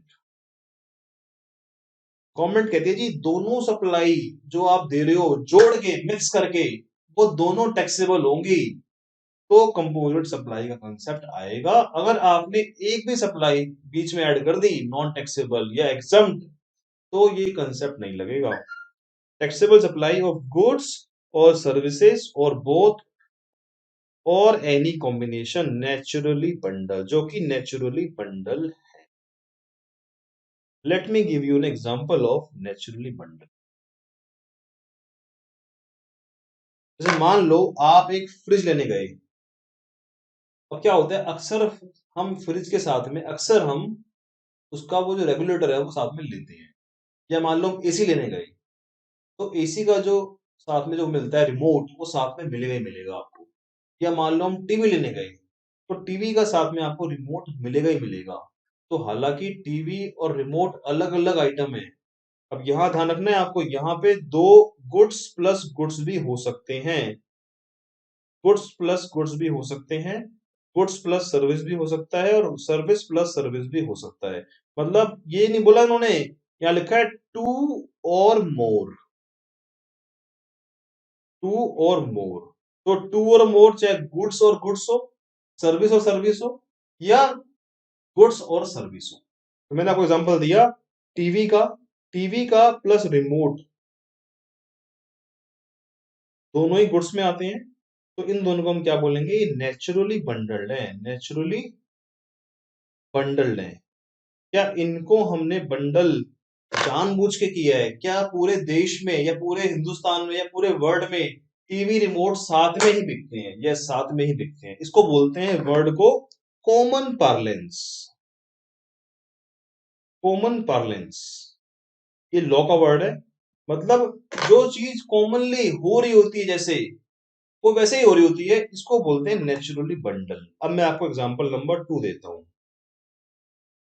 आप लेने गए मोबाइल, और साथ में आपको मिला मोबाइल का चार्जर। बताओ क्या ये नेचुरली बंडल्ड है? मोबाइल का जीएसटी का रेट अलग है, चार्जर का रेट जीएसटी का रेट अलग है। इन दोनों का जीएसटी रेट अलग होने की वजह से हमें इनको एक मानना पड़ेगा। अगर हम एक साथ में बिल बनाएंगे इसका, तो हमें एक मानना पड़ेगा, दोनों नहीं मान सकते हम। तो बताओ नेचुरली बंडल्ड है, बिना चार्जर के मोबाइल काम का है, बेकार है। तो नेचुरली बंडल्ड है, इसको हम क्या बोलेंगे, कंपोजिट सप्लाई बोलेंगे। मैं आपको एग्जांपल और देता हूं। आप गए, एक आपने टिकट कराई एयर टिकट, और एयर टिकट कराई आपने, साथ में खाना इंक्लूड था। बताओ दोनों दोनों सर्विस है, ये भी सर्विस है और ये भी सर्विस है। फूड कहाँ पे आता है सर? फूड तो गुड्स में आता है, फूड्स तो गुड्स में आता है। अरे भाई शेड्यूल 2 रिवाइज कर लो, अभी कराया है मैंने recently. Food supply by any restaurant और एनी अदर, मतलब क्लब को छोड़ के जो भी फूड सप्लाई करेगा, सर्व करेगा, उसको हम सर्विस में लेंगे। तो एयर टिकट कराई, तो क्या नेचुरली बंडल है? यस सर, क्योंकि हमें खाना तो साथ में मिलता ही मिलता है, इसको हम नेचुरली बंडल बोलेंगे, और ये कंपोजिट सप्लाई में आएगा। तो ये आपके अलग अलग एग्जाम्पल हैं, जहां पे कोई आइटम हम साथ में देते हैं, वो साथ में देना प्रथा है या फिर कॉमन पार्लेंस है, उसको हम बोलते हैं नेचुरली बंडल्ड। मैं आपको एग्जाम्पल थोड़े चेंज करता हूं अब, फिर आप बताना क्या ये नेचुरल बंडल है कि नहीं है। पहले हम पढ़ते हैं चैप्टर, हम पढ़ते हैं सप्लाई के बारे में। मिक्स सप्लाई क्या होती है? What is mix supply? Mix supply क्या होती है? To or more individual supplies और गुड्स और combination made in conjunction of each other by taxable person for a single price, for a single price, ये important word है, for a single price। अगर आपने एक प्राइस चार्ज करा है, जैसे मैं आपको एग्जांपल देता हूं, आप दिवाली पे जाते हो, दिवाली पे जाते हो आप, और दिवाली पे आप एक लेते हो टोकरी, जिसके अंदर, जिसके अंदर बहुत सारे गिफ्ट आइटम होती है, बहुत सारे सामान होता है। इस बकेट में चॉकलेट भी है, नमकीन भी है, बिस्किट भी है, काजू भी है, बादाम भी है। सारी आइटम का आपने एक प्राइस लगाया कि इसका जो प्राइस है वो 5,000 रुपए है। अब आपने बताओ क्या ये नेचुरली बंडल किया आपने या जानबूझ के कस्टमाइज किया है? तो it is not naturally bundle, it is not naturally bundle. आपने अपनी सेल बढ़ाने के लिए इसको कस्टमाइज किया है। गवर्नमेंट बोला अगर आपने इसको कस्टमाइज किया है, तो इसको हम बोलेंगे मिक्स सप्लाई। ये मिक्स सप्लाई है, इसको बोलेंगे मिक्स सप्लाई। सर ये फर्क क्या है दोनों में? मतलब अगर मान लो सप्लाई मिक्स है या कंपोजिट है, फर्क क्या पड़ेगा उससे? फर्क पड़ेगा आगे। अगर आपकी सप्लाई कंपोजिट सप्लाई है, तो हम रेट लगाएंगे प्रिंसिपल आइटम वाला रेट। जो आपकी आइटम प्रिंसिपल है वो क्या है? हमारा टीवी प्रिंसिपल है, रिमोट प्रिंसिपल है? बताओ टीवी प्रिंसिपल है या रिमोट प्रिंसिपल है? आप बोलोगे टीवी प्रिंसिपल है। टीवी का जो रेट है वो लगेगा। मैं एग्जांपल एक लेता हूं, बताओ आपका मोबाइल इंपॉर्टेंट है या चार्जर इंपॉर्टेंट है? चार्जर का रेट 18% है और मोबाइल का रेट 12% है, तो क्या रेट लगाएंगे? मोबाइल का रेट लगाएंगे, क्योंकि मोबाइल का जो रेट है वो क्या है? प्रिंसिपल आइटम हमारी मोबाइल है, प्रिंसिपल आइटम हमारा टीवी है। इसी तरह से अगर मैंने एग्जांपल दिया आपको एयर टिकट, बताओ एयर टिकट इंपॉर्टेंट है, खाना इंपॉर्टेंट है? यस, एयर टिकट इंपॉर्टेंट है, तो ये क्या है हमारे लिए? प्रिंसिपल है। तो प्रिंसिपल का जो रेट है जीएसटी का, वो रेट हम लगाते हैं कंपोजिट सप्लाई में।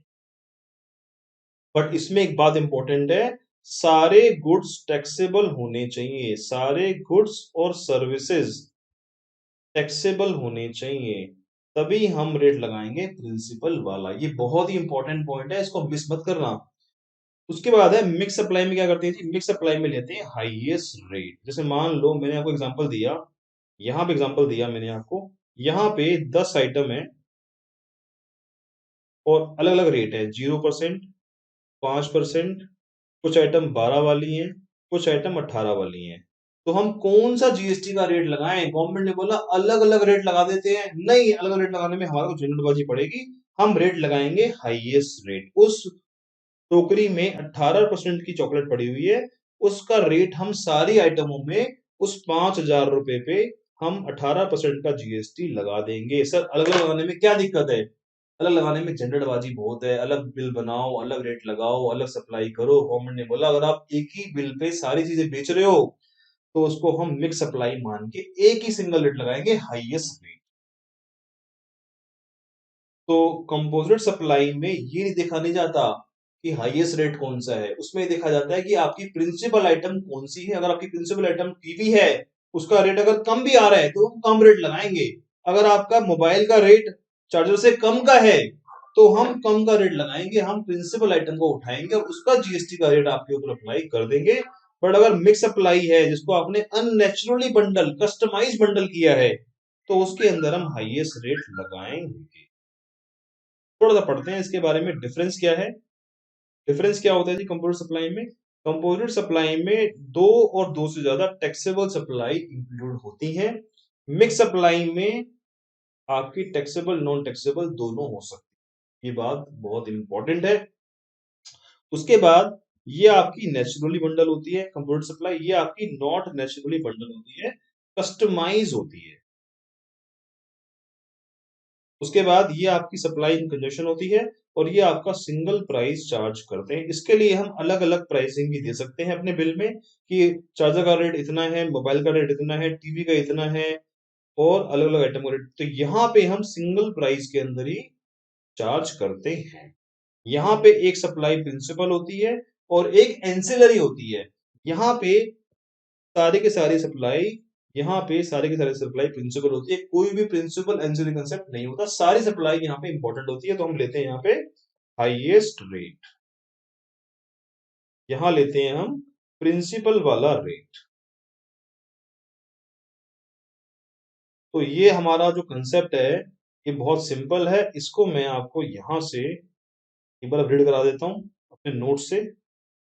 ये मैंने ये बात अपनी लिखी हुई है सोफिस्टिकेटेड लैंग्वेज में, लॉ की लैंग्वेज में लिखी हुई है, इसको आप पढ़ लेना। ये सारी बातें वही लिखी हुई हैं जो मैंने आपको वहां लिखवाई। तो एग्जाम्पल मैं आपको दे चुका हूं ऑलरेडी। एग्जाम्पल यहाँ पे देखते हैं एक आधा। जैसे लिखा हुआ है consumer buys a television set and gets a warranty. बताओ यहाँ पे क्या है? एक आपका गुड्स है और साथ में क्या है? वारंटी। वारंटी क्या है? सर्विस है। अब बताओ क्या ये नेचुरली बंडल्ड है? नेचुरली बंडल्ड है। जब हम कोई टीवी खरीदते हैं तो वारंटी साथ में मिलती मिलती है, कॉमन पार्लेंस में ऐसा जनरली जनरली होता है। तो यस, मेंटेनेंस, तो हमें ये सप्लाई क्या है? हमारी कंपोजिट सप्लाई है, क्योंकि दोनों टैक्सेबल सप्लाई है। और यहाँ पे मेन सप्लाई कौन सी है? Television is a main supply. तो इसका जो जीएसटी का रेट है वो हम अप्लाई कर देंगे। और ये जो सप्लाई है ये क्या है हमारी? ये हमारी एंसिलरी सप्लाई है। तो ये हमारा एग्जाम्पल है, ये एग्जाम्पल मैं आपको दे चुका हूँ ऑलरेडी एयर टिकट का। और उसके बाद हमने पढ़ा तो मिक्स सप्लाई, जिसके बारे में पढ़ा हमने, दो या दो से ज्यादा सप्लाई होगी और सिंगल प्राइस हम चार्ज करेंगे। एग्जांपल देखते हैं। A supply of package consist of food sweets, chocolate, cakes, और इसको हम क्या बोलेंगे? मिक्स सप्लाई बोलेंगे। पर अगर आपने सिंगल प्राइस चार्ज करा है तो ही हम इसको सिंगल प्राइस, तो ही हम इसको मिक्स सप्लाई बोलेंगे। अगर ये आइटम हमने अलग अलग बेची है, सेपरेटली बेची है, और इसका सिंगल प्राइस चार्ज नहीं करा, तो हम क्या करेंगे? मिक्स सप्लाई नहीं बोलेंगे, और इस पे डिफरेंट डिफरेंट सप्लाई मान के अलग अलग जीएसटी का रेट लगेगा। जैसे जैसे मान लो चॉकलेट का रेट 18 लगेगा, बाकी आइटमों का जो रेट है वही रेट आपका लगेगा, अगर आपने सिंगल प्राइस चार्ज नहीं किया। तो मिक्स सप्लाई के लिए सिंगल प्राइस होना बहुत जरूरी है, ये आप ध्यान रखेंगे। तो ये हमारे एग्जाम्पल हैं। इसके बारे में कुछ सर्कुलर आए हुए हैं जो हमारे लिए इंपॉर्टेंट है। पढ़ लेते हैं क्या सर्कुलर आए हुए हैं जो आपके एग्जाम के लिए रेलेवेंट है। हमने कहा जी, हमें कार सर्विस कराने गए, और कार सर्विस कराते हुए हमने कार के पार्ट भी खरीदे और कार की सर्विस भी कराई। यहाँ पे क्या है? कार के पार्ट्स और कार की सर्विस, ये जो है ये गुड्स है, और कार की सर्विस क्या है? सर्विस है। और मैंने बोला वैसे तो देखा जाए तो ये कंपोजिट सप्लाई है, और यहाँ रेट लगेगा, कौन सा रेट लगेगा? मेन काम क्या है यहाँ पे? सर्विस है या मेन काम पार्ट है? ये डिपेंड करता है कि आपकी कार की सर्विस में कितना खर्चा आएगा। मान लो आपका मेजर पार्ट खराब हो गया, आपकी गाड़ी का इंजन ही खराब हो गया, तो ऑब्वियसली गाड़ी का इंजन खराब हो गया तो अलग सर्विस है, गुड्स में आएगा। बट अगर मान लो आपका पार्ट लगा छोटा मोटा, तो क्या लगेगा? सर्विस आएगा। तो ये डिपेंड करता है, तो इसलिए यहाँ पे लोगों को बड़ी कंफ्यूजन थी किसको गुड्स मानना है या सर्विस मानना है। तो गवर्नमेंट ने बोला कि इस पे हमें क्लैरिफिकेशन निकाल रहे हैं कि इसके अंदर आप गुड्स को, सॉरी, गवर्नमेंट बोला इसके अंदर आप गुड्स को अलग मानो और सर्विस को अलग मानो, क्योंकि यहाँ पे कंफ्यूजन हो रही है बहुत ज्यादा। कंफ्यूजन क्यों हो रही है जी? गाड़ी का अगर मान लो इंजन खराब हो गया तो गुड्स मानना है, अगर मान लो सर्विस के अंदर मान लो कोई छोटा मोटा पार्ट लगा है तो सर्विस मानना है। तो यहाँ पे एक सेट फॉर्मूला हम सेट नहीं कर पा रहे कि कंपोजिट है या मिक्स है या ये कुछ भी नहीं है। तो गवर्नमेंट ने कहा आप गुड्स का रेट अलग लगा लो, गुड्स का रेट अलग लगा लो, सर्विस का रेट अलग लगा लो। ये बात हम लिख के दे रहे हैं आपको सर्कुलर के अंदर, याद रहेगी आपको एग्जाम में। चलो जी आगे चलते हैं। उसके बाद गवर्नमेंट ने कहा कि अगर आप कोई एनवलप प्रिंट करा रहे हो, जैसे मान लो मैंने एक लेटर हेड प्रिंट कराया। लेटर हेड क्या है? मेरा गुड्स है, और जो मैंने इसको प्रिंट कराया, ये प्रिंट क्या है? सर्विस है। तो गवर्नमेंट ने कहा कि लेटर हेड को प्रिंट कराने में मेन काम क्या है ये डिसाइड नहीं कर पा रहे लोग। तो गवर्नमेंट ने बोला मेन काम इसमें रहेगा प्रिंटिंग। मेन काम रहेगा, कह रहा the predominant goods supply of goods and the supply of printing is content that is ancillary in case of supply of printed envelope and card and wallpaper, the printing using physical input, वो goods को use करता है including paper to print and design and supply of goods, the predominant supply is supply of goods। Government ने बोला कि इसके अंदर ये आपका प्रीडोमिनेंट है, और इसको हम प्रिंसिपल सप्लाई मानेंगे। क्या मानेंगे? Principal supply. और ये बनेगा कंसेप्ट आपका कंपोजिट सप्लाई का, और रेट लगेगा गुड्स वाला, क्योंकि यहाँ पे लेटर हेड इंपॉर्टेंट है, लेटर की प्रिंटिंग इंपॉर्टेंट नहीं है, लेटर हेड इंपॉर्टेंट है, ये गवर्नमेंट ने बोला। ये हो गया हमारा, ये हो गया। उसके बाद गवर्नमेंट ने एक सर्कुलर और दिया। जैसे मान लो एक टायर है, एक टायर है, आपकी गाड़ी का टायर खराब हो गया या पुराना हो गया, आपने सोचा कि यार गाड़ी तो मेरी पुरानी हो गई, गाड़ी को मैं जब चेंज करूंगा तो टायर भी चेंज कर लूंगा, अभी तो मेरी गाड़ी पुरानी है, मैं नया टायर खरीदने के मूड में नहीं हूँ, मेरे पैसे नहीं है इतने। तो उसने पुराने टायर को एक बंदे को दिया, एक सप्लायर को दिया, और बोला कि इस टायर को ना तू, मतलब कि टायर को तू प्रोसेस करके इसको दोबारा से मेरे को वापस कर दे नया बना के। तो इस प्रोसेस को बोलते हैं the process of rate trading. और इसके अंदर मेन काम जो रहता है वो सर्विस का रहता है। उसने बोला जी मेन काम जो मेरा है ना इसके अंदर, जो मैं टायर को नया करूंगा, ओल्ड टायर को जो मैं नया करूंगा, इसमें जो मेन काम है वो सर्विस का रहेगा। फिर टायर तो आपने जो है मेरे को दे दिया, बट मेरा मेन काम है सर्विस को करना। तो यहाँ पे जो पुराना टायर दिया मैंने, उसको बदले जो उसने टायर को चमका के दिया, नया करके दिया, उसको हम बोलेंगे सप्लाई सर्विस। इसको हम सर्विस माने। सर यहाँ पे एग्जामिनर थोड़ा आपको ट्विस्ट कर सकता है। कैसे? वो आपको एक केस बना के देगा। वो बोलेगा जी एक मिस्टर एक्स ने मिस्टर सप्लायर को अप्रोच करा और बोला जी मेरे पास टायर वायर पुराना नहीं है, टायर भी आप ही खरीद लो बाहर से, और टायर खरीद के मुझे नया करके दे दो। अब सप्लायर ने अपना टायर यूज करा है, अपना प्रोसेस यूज करा है, और वो टायर उसको एक्स को दे दिया। अब याद करो मेरा कंसेप्ट, यहां पे सप्लायर ने अपना गुड्स यूज करा और उसकी ओनरशिप भी दे दी। किसको? मिस्टर एक्स को। तो यहां पे ये गुड्स बनेगा। आपको रटाफिकेशन नहीं लगाना कि सर मैंने रट लिया है, कि अगर ये क्वेश्चन आ गया ना एग्जाम में, टायर वाला क्वेश्चन आ गया, तो मैं सर्विस लिख के आ जाऊंगा बस। आपको समझना है कंसेप्ट को, कि अगर टायर मैंने उसको दिया है टायर वाले को कि भाई इसको नया करके दे दे, तो वो सप्लाई ऑफ सर्विस होगा। अगर टायर उसी का है और वो अपना काम करके मुझे दे रहा है, तो वो क्या होगा? सप्लाई ऑफ गुड्स होगा। तो ध्यान रखना, एग्जाम में रटाफिकेशन काम नहीं आएगी। इसके आगे आप लिख लो इंपॉर्टेंट, और इसको दोबारा से समझना है जो मैंने आपको एग्जाम्पल दिया है। सर्कुलर नंबर, उसके बाद है अगला clarification on various doubt on sales promotion. Sales promotion पे बहुत सारे डाउट थे लोगों को। यहां पे लिख लो एग्जाम, और यहां पे भी लिख लो एग्जाम। तो क्या आएगा? मैंने ये नहीं बोला आएगा कि नहीं आएगा, बट आ सकता है। Very very important. ICIB exam में क्वेश्चन वही देता है तो प्रैक्टिकली थोड़े ज्यादा इंपॉर्टेंट होते हैं, क्योंकि आपको इंस्टीट्यूट को लगता है कि बच्चा अगर यहाँ पे एग्जाम में देंगे तो वो एग्जाम में देंगे तो याद रखेगा, और याद रखेगा तो प्रैक्टिकल लाइफ में वो उसको यूज कर पाएगा। तो प्रैक्टिकल लाइफ में जो चीज बड़ी इंपॉर्टेंट होती है, अक्सर एग्जाम में वही चीजें आती हैं अक्सर। तो यहाँ पे एक चीज होती है, मैं आपको समझाता हूँ कि ये कहानी क्या है। तो समझाने के लिए मुझे अपना एक नोट्स यूज करने पड़ेंगे, तभी मैं आपको ये कहानी समझा पाऊंगा। कहानी क्या है जी?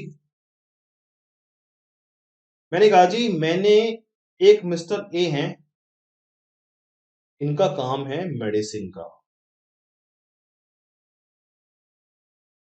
मेडिसिन बनाते हैं ये, और ये मेडिसिन के सैंपल सैंपल देते हैं, फ्री में देते हैं। देने पड़ते हैं किसको? केमिस्ट को या फिर डॉक्टर्स को।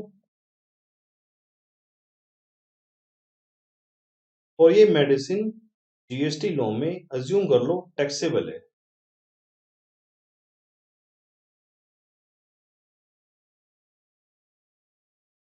फ्री में सिंपल बांटे जा रहे हैं, बांटे जा रहे हैं, बांटे जा रहे हैं, बांटे जा रहे हैं। याद करो, जब हम कोई चीज फ्री में देते हैं, इसका मतलब क्या है? यहाँ पे विदाउट कंसीडरेशन है। क्या है? विदाउट कंसीडरेशन है। कॉमन ने बोला जैसे ही विदाउट कंसीडरेशन हो गया, हमारी सासू माँ पिक्चर में आ जाती है। शेड्यूल 1 पिक्चर में आएगा, और उसकी 4 एंट्री हमें चेक करनी पड़ेंगी। ये 4 एंट्रियों में वो कहीं फंस रहा है कि नहीं फंस रहा। पहली एंट्री है permanent transfer of business assets. Permanent transfer of business assets, sir यहाँ पे परमानेंट ट्रांसफर तो है, बट क्या ये सैंपल हमारे असेट्स होते हैं कि नहीं होते बिजनेस के, ये हमें याद नहीं आ रहा। अभी छोड़ते हैं, आगे चलते हैं। अगला है ट्रांजैक्शन बिटवीन रिलेटेड पर्सन। ये जो है केमिस्ट हमारा रिलेटेड नहीं है, ये तो हमें क्लियर है, इसमें नहीं आएगा। अगला है एजेंट एंड प्रिंसिपल, ये हमारा एजेंट भी नहीं है, इसमें भी नहीं आएगा। अगला है इंपोर्ट ऑफ सर्विस, सर ये नहीं आएगा, ये सप्लाई नहीं बनेगा। प्री सैंपल क्या हमारा स्टॉक है, क्या हमारी असेट्स हैं, क्या हमारी बैलेंस शीट में आ रहे होंगे। जो ये हमने फ्री सैंपल दिए हैं, क्या ये हमारी बैलेंस शीट का पार्ट होंगे? यस होंगे। क्या ये बिजनेस असेट्स हैं? Yes, they are business assets. They are business assets. इनको हम डिस्पोज कर रहे हैं, एक तरह से क्या कर रहे हैं, डिस्पोज कर रहे हैं। क्या मैंने ये बोला था कूड़े में फेंकना ही होता है डिस्पोज? क्या डिस्पोज करना ये भी होता है, फ्री में दे देना? यस, फ्री में दे देना भी डिस्पोज हो जाता है। इसको हम शेड्यूल 1 में सप्लाई मानेंगे, मानेंगे। बट गवर्नमेंट ने निकाला एक सर्कुलर, सर्कुलर निकाला और इस बात को क्लैरिफाई किया कि इसको सप्लाई नहीं मानना, इसको सप्लाई नहीं मानना। पढ़ते हैं, अब क्लियर होगा हमारे को कंसेप्ट। कह रहा जी इट इज कॉमन प्रैक्टिस, ये कॉमन प्रैक्टिस है कि हम ट्रेड इंडस्ट्री के अंदर, स्पेशली फार्मास्यूटिकल कंपनी के अंदर, हम क्या करते हैं, सप्लाई फ्री सैंपल देते हैं। फिर उन्होंने बताया जी सप्लाई क्या होता है, सप्लाई के अंदर सब कुछ आता है, ये कहानी बता दी उन्होंने। फिर बताया जी therefore goods or service without cost will be supply, shall not be supply। कह रहा है जी all form of supply, goods or services or both, such as sale, transfer, barter, exchange, made or agreed to be made with the for a consideration, for a consideration।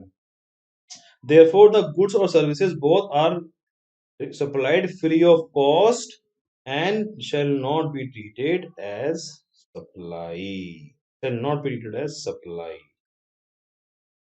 It is clarified sample are supplied free of cost without any consideration, do not apply except for schedule 1। Institute ने जो answer दिया है ना sir, ये थोड़ा सा इसके अंदर थोड़ा सा टेक्निकल पॉइंट है, तो इंस्टीट्यूट ने अलग तरह से, मैंने बोला गलत, अलग तरह से एक्सप्रेस किया है। इंस्टीट्यूट कह रहा है जी ये जो फ्री सैंपल है ना, इसके अंदर 7(1) में कंसीडरेशन नहीं है,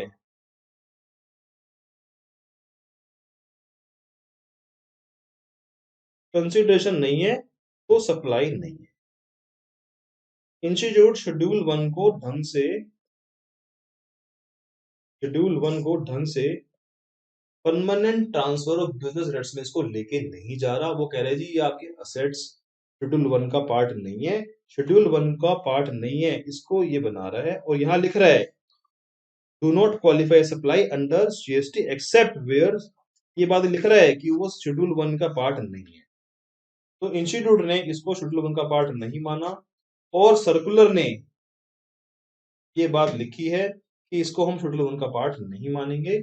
इसीलिए हमारे सर्कुलर को हम रिस्पेक्ट करते हैं और मानते हैं कि ये सप्लाई नहीं होगा। ये बात क्लैरिफाई करी लॉ ने। हमें हमारी अंडरस्टैंडिंग कहती है कि हमारा it is a part of,